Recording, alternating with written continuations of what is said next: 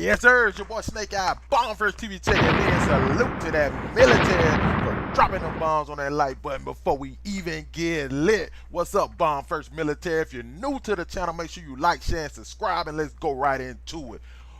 Was killing Whitey Bulger an inside job? Two suspects emerged. Let's get right into it. Sending Boston crime boss James Whitey Bulger to a troubled federal penitentiary that housed other New England mobsters was like giving him a death sentence.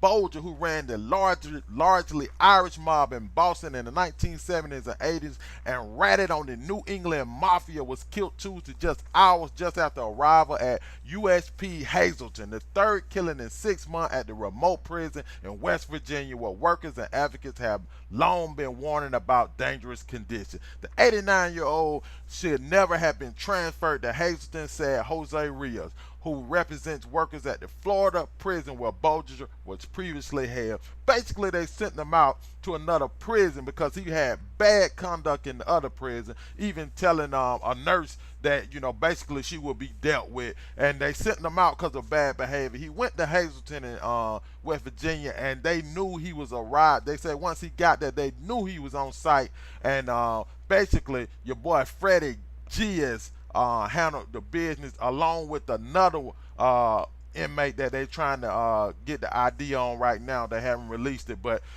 basically they set him up. I think it was an inside job. I think some prison officials let them know where he was and how they can get to him, and they made sure they handled that. I don't know how they set it up, but I do believe it was an inside job. I got the footage for y'all, so you make sure you look at the footage and it go a little more in detail. But basically, Freddie Gias was also a mafia hitman doing life for a murder that hated rats. New details about the improvised weapon that may have been used. Bulger was an infamous mobster, of course, who once helped law enforcement. And now two sources tell NBC News they're looking at a fellow inmate with mafia ties who might have participated in the killing.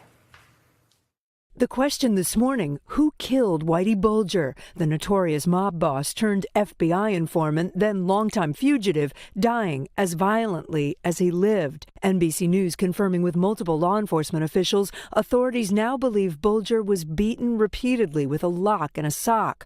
The brutal attack taking place inside the 89-year-old's cell, just hours after he arrived at this West Virginia prison. Citing individuals briefed on the attack, the Boston Globe revealing investigators now eyeing two of Bulger's fellow inmates as potential suspects.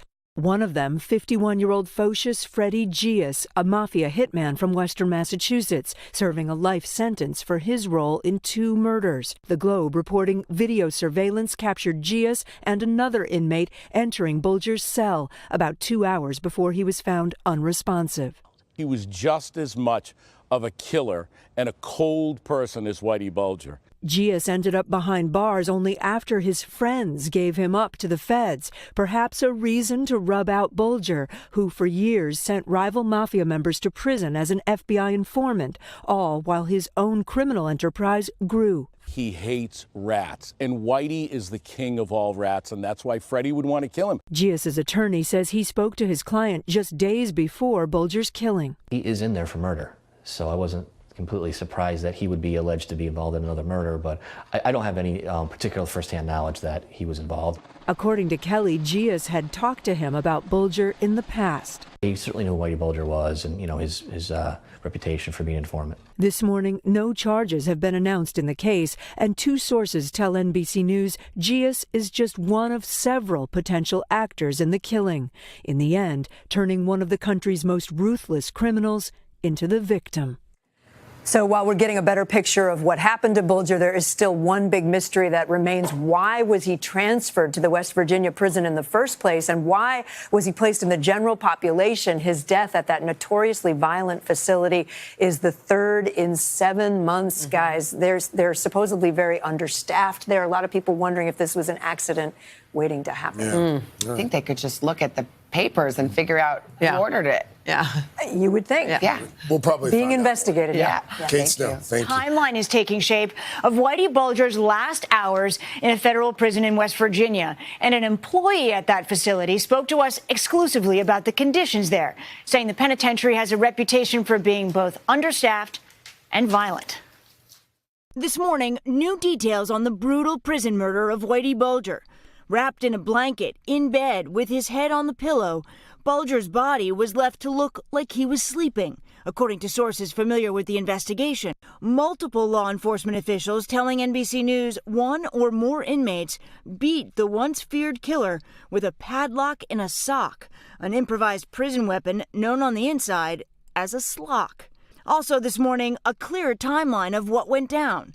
Prison documents obtained by NBC News show Bulger, who was serving 2 life sentences for 11 murders, arrived at Hazleton at 6:45 Monday night, confined to a wheelchair, according to a prison staffer who says he saw Bulger's bus pull in. Law enforcement officials say the notorious mobster turned FBI snitch, who had a long list of enemies, was asked if he wanted to be put in the general population, and he agreed. At 9:53, according to the documents, the 89-year-old was put in his cell.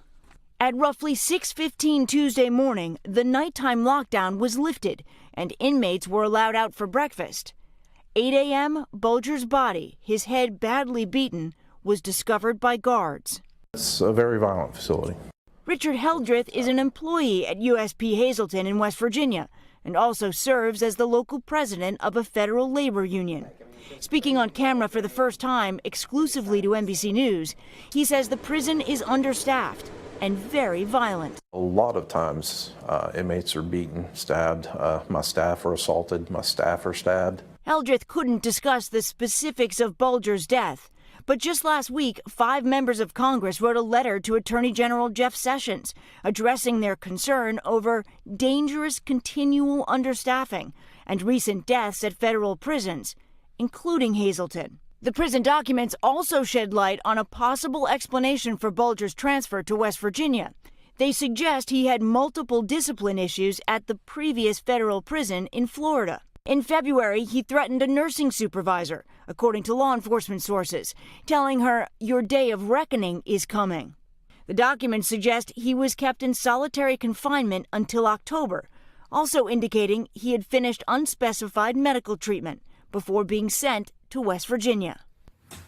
An employee at the West Virginia prison tells us they regularly receive inmates with medical conditions but not in need of constant care because there is a nearby hospital with a level 1 trauma center. As for the claims of understaffing and violence at Hazleton, NBC News reached out to the Federal Bureau of Prisons for comment, but so far we have not heard back. All right, Steph, thank you.